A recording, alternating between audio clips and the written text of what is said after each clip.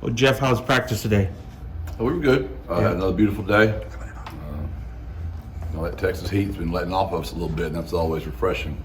So it was a beautiful morning, and it was our last day of real physical, get after it contact. Tomorrow will be we'll start. What word am I looking for there? Toning it sounds bad, but decelerating sounds bad. What word am I looking for here, JJ? Speeding up. No, it's taking a little bit less off of me. Downshifting. There we go. We're downshifting. I like it. Yeah. I like it. You guys had adjusted your start time because of the weather. Are you gonna move it back, or you like the early start now? Man, you sound like it must be something about Coach Maddox and my brother and JJ. They must all think alike. O-line, I don't know what that is, man. We are discussing it. It's all about that temperature. And when I feel like we're out of that Texas heat, we'll push it back a little bit later. But I've been a head coach in the state of Texas for 17 years, and my teams have always been the first ones on the field. And I like to start practice when the sun's just coming up. And I think it has an unbelievable cumulative effect on your players as the year goes on. And I think in the month of November and December, you're a lot fresher if you can just avoid that Texas heat. I mean, let's be honest, man. You're in full pads and it's 100 degrees. It's a beat down every day. You've spoken a couple times this week on Day. How many do you think in the country FBS players return kicks and also play linebacker? I don't know. It's a great question. That's just who that kid is, man. He's pound for pound the best football player on the field every Saturday, in my opinion. Yeah, 5'11", 170 pounds, playing a position where guys are giants, so to speak. How does he able to go out there and be so effective? Do you think it has anything to do with playing small school ball coming up? I think that attributes to it. I mean, those kids always play both ways. They never come off the field from the time they're in the 7th grade. They don't, when you play at a 6A program, there's a lot of lineup shifts, like hockey. When you play at a small school, they don't look to the sideline. They just stay out there. So when it's punt team, you stay out there, and it's punt return, you stay out there, and it's kickoff, you stay out there, and you just never come off the field. So I would imagine Chase that attributes to it, but mainly it's just who he is as a human. It's his heart, his character, how much he loves football. He's really just bought into this culture. I mean, he's all about that single digit and being a leadership council, and he is just bought in. And he's one of the guys that helped me flip the culture of this place very quickly. Jeff, Kevin Davis is not on the depth chart this week. What does that mean for his status, or should we expect him to be out for a while? Yeah, he's going to be out for a while. The ankle is a little worse than we were hoping, so it's going to be a while.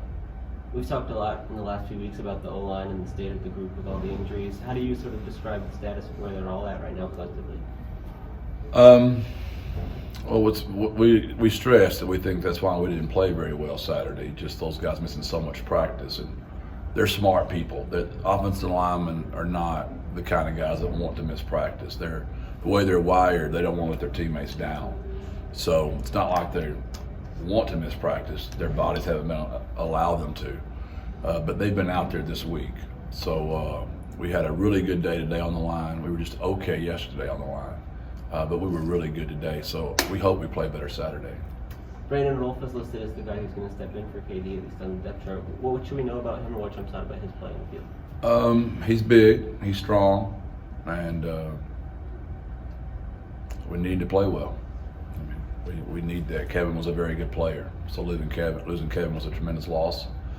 He's kind of one of the leaders up front, and that was a big loss. So we moved Traylor to right guard, which you noticed that last week, which that caused a little bit of some problems. Just I've been playing left for a long time now, and Brandon stepping in there at left guard.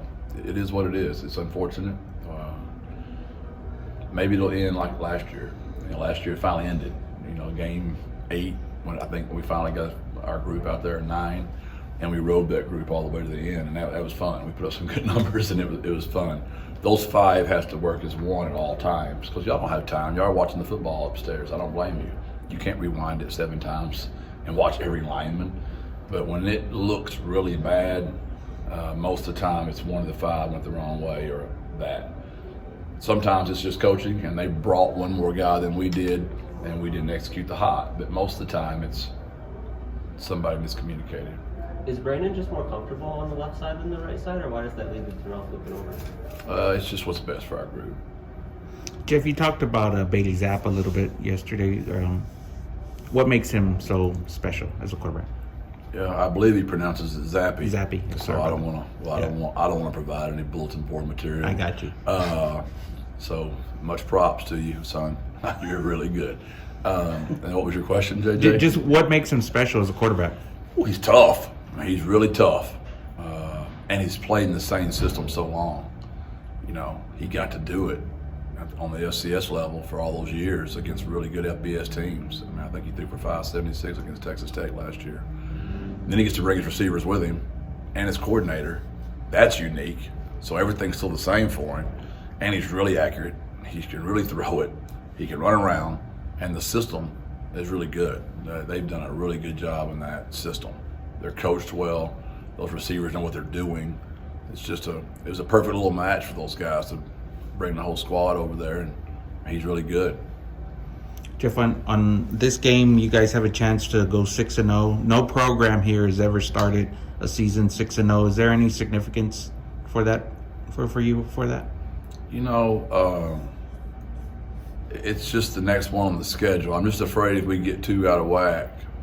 I just don't believe in that, JJ. And I know I say it all the time. That's why I have you guys to remind me of that stuff. Those are great things to look back on when the season's over.